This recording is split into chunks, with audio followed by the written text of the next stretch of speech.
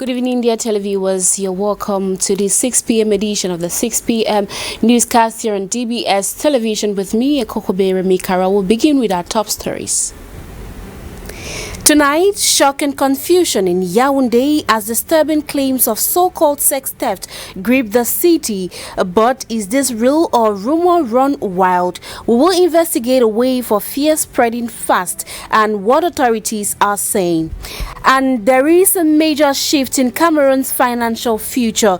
Parliament debates a new bill to tighten control over the insurance sector and boost the economy. These stories and more coming your way this hour. Stay with us.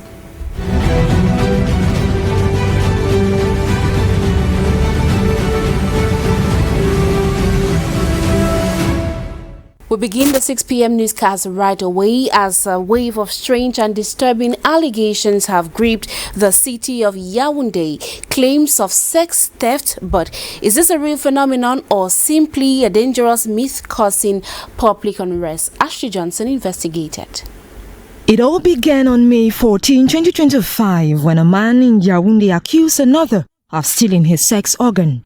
That bizarre claim triggered a chain of similar allegations. Just weeks later, on June 12th, 5 individuals were presented to the press, each claiming 2 men had stolen their sex organs. In response, the senior divisional officer of Fundi issued a stern warning, labeling the accusers as lawless individuals. He condemned these actions as a new form of criminality, one that incites mob justice and chaos. Yet, surprisingly, just days later, 4 more individuals aged 18 to 50 were paraded before the press, again accusing others of stealing their sex.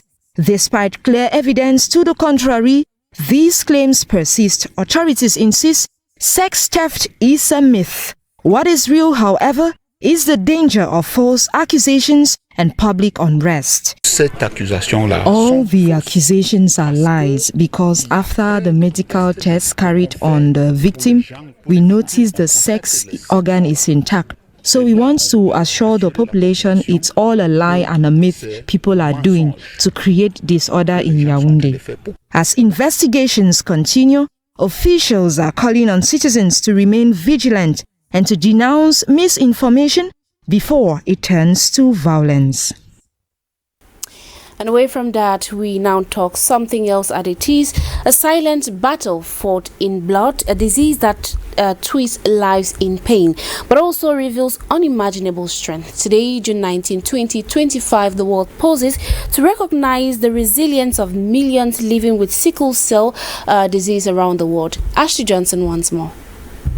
Sickle cell is one of the world's most painful, chronic, and unpredictable inherited disease. It causes red blood cells to change from their soft, round shape into stiff crescent forms. These cells clog blood vessels, triggering severe pain, organ damage, and even early death. It affects not just the body but entire families, physically, emotionally, and financially. The 2025 theme is Global Action, Local Impact, Empowering Communities for Effective Self-Advocacy. It is a call to patients and communities to speak up, share their stories, and demand better care. But there are still myths to break. Sickle cell is not contagious, it is inherited. And while it mostly affects people of African descent, it can appear in anyone carrying the gene. In the past, many died young, but today, science offers hope. Treatments like hydroxyurea, regular transfusions, and even gene therapy are changing lives. Across sub-Saharan Africa, including Cameroon, efforts are growing to improve early diagnosis, newborn screening, and access to medication. In Cameroon, nearly 30% of the population carries the sickle cell trait, yet many children still die before their 5th birthday due to limited care. To patients, your life has meaning. Stay hydrated, take your medication, and seek regular checkups. To families, seek genetic counseling, spread the truth, and support those living with this condition. Living with sickle cell isn't a death sentence. It is a challenge, yes, but also a journey of strength. Let's tell it aloud, support those affected, push for policy change, and carry this message of hope into every community. Because sickle cell is not a disability, it is a reason to fight harder and live stronger. And on this World Sickle Cell Day, we honor the strength of warriors and we call for greater awareness and better care for those living with sickle cell. Away from that, we take you to the center region of Cameroon, where His Right Honorable Kavayege Jibril, Speaker at the National Assembly, has announced the bill to institute contributions of insurance in Cameroon. The objective is to ensure full control of insurance systems, prevent capital flight, and boost the domestic economy. Yasmin Yakubu. The Speaker of the National Assembly, His Right Honorable Kavayege Jibril, has announced the bill to institute the mandatory legal assignment of reinsurance premium contribution and treaties in Cameroon. A legal assignment with a mechanism whereby insurance companies must transfer a specified share of their premiums or contributions to dedicate it to authorities or public insurance body to ensure the effective payment of claims under a dual coverage plan. The Speaker also noted that most companies operating in Cameroon tend to resort international reinsurance, thus generating substantial yearly capital outflow of roughly 45 billion. For this reason, the state recorded a shortfall of about 119 billion between 2019 and 2023. This mechanism does seek to return savings generated by the insurance sector in Cameroon, which is a CIMA zone, second largest market for investment in the local economy. This mechanism will help improve the state's oversight over the insurance sector through its involvement in every deal subscribed on the market. In essence, this bill comprises 4 chapters divided into 28 sectors dealing with the substantial of legal assignment, the condition for its management, and the penalties facing offenders. It has also as objectives to ensure full control of the insurance system, prevent capital flight, and bolster the domestic economy. And as always, implementation will always be key in politics. As the 2025 elections draw closer, the political climate in the country is becoming tense, with calls coming in from various parts of the country. In the following report, Mangi Venatius looks at the recent one from the South region, in which calls are being made for a change and a counter reaction from the youth of the region. Details in the following report. 2025 presidential election in Cameroon is standing out unique in its kind. Not as if this will be the first presidential election in the country, there has been a noticeable interest in this political exercise as compared to previous ones. If we could indicate a remarkable interest in registering for this election, there are many issues emerging in relation to the election.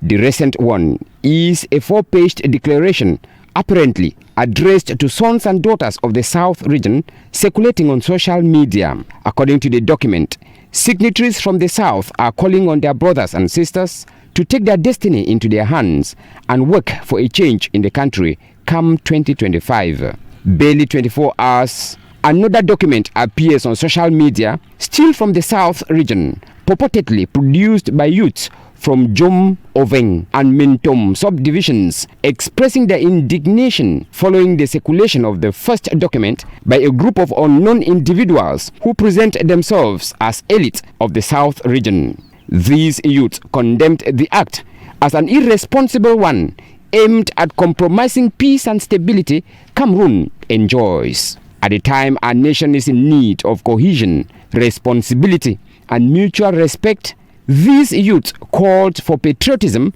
and respect for the highest authority in the country. Other dissenting voices have been heard of recent from the northern part of the country. These in themselves highlight the high stakes of the 2025 presidential elections come October. And the Baturi municipality in the west or in the east region is leading the way in digitalizing civil status services in Cameroon, successfully registering nearly 10,000 children during a national campaign and earning top regional and national honors in the My Name competition. Student journalist and internship Joya Gendia tells us more. The digitalization of civil status and the issuance of birth certificate in the municipality of Baturi has become a reality, thanks to the commitment of Mayor Umbel Belisa, who made it a top priority. I'm very satisfied with what we have achieved together with all the populations, the partners, the civil officers, the judicial authorities. So we are very satisfied with what we've done, what we've achieved.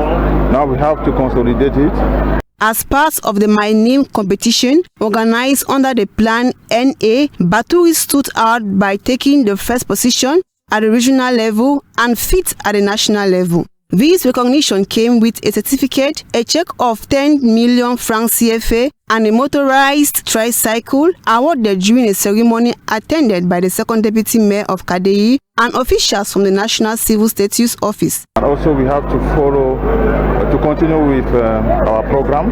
We have a platform, so in that platform we are going to see how to continue what we have started and how to ameliorate so that we shall always be between the best in Cameroon and also in the world. Over the 14-week national campaign, the municipality of Baturi successfully registered nearly 10,000 children for birth certificates, marking a major step forward in improving civil status services and legal identity for children in the area. This success positioned Baturi as a model for other municipalities working to modernize civil registration system in Cameroon.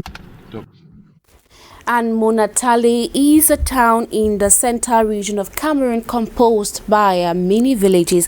Recently, the Minister of Decentralization and Local Development, George Elanga Obam, presided over the opening ceremony of the Council's 60th anniversary. The launch gathered sons and daughters of the soil from different parts of the world, and it will be characterized by traditional dances, speeches, conferences, and more, as you tell us, our Central Regional Correspondent, Yasmin Yakubu. Founded on June 20, 1964, all the sons and daughters of Monatale in the Liki department of the Central region from Cameroon and abroad gathered to celebrate the 60th anniversary of Monatale and also reflect on its future. The city of Monatale, with the population reaffirming its commitment behind His Excellency Paul Biya, the President of the Republic, National President of the CPDM Party, and their natural and legitimate candidate of Liki for the October 25 presidential elections. The opening ceremony was presided over by the Minister of Decentralization and Local Development, George Elanga Obam. We are celebrating 60 years of existence of the Council of Monatale, and it is a very good thing. Many of us are not in a capacity to reach 60 years, so it is an accomplishment. The mayor should be encouraged to do so, because it is good to remember where we are coming from, to sit and set where we are standing, and to see where we are trying to go. So it was just a small city. Indeed, it was a village. But by the work of the people of Monatale, with the work done by councillors, by the mayors, Monatale is now a city and a city in development. In 4 days, Monatale will vibrate to the rhythms of an agenda designed as a mirror of the ages. The celebration will be made up of conference, visual exhibitions, heritage, evocation, sport tournament, and culinary encounters. Rocked by the Sanaga River, Monatale stands out as a vital crossroad in the heart of Liki, where the driving forces have carved out the unique destiny nourished by agriculture, genuity, and generous hospitality. It was also an opportunity for the minister to call on the natives and friends of the region to unite around the theme Munatele, from yesterday to today, what's tomorrow. The project he is having for his city. There is already a starting of university. There will be maybe a beach on the Sanaga. Industries are going to come and stay here. When I say the sand that is taken from here, it means if it is well done, it can create jobs, give health here. So it is good to see what is done, but it is good to see what is going to be done. So let us transform our ideas in projects and concrete realizations.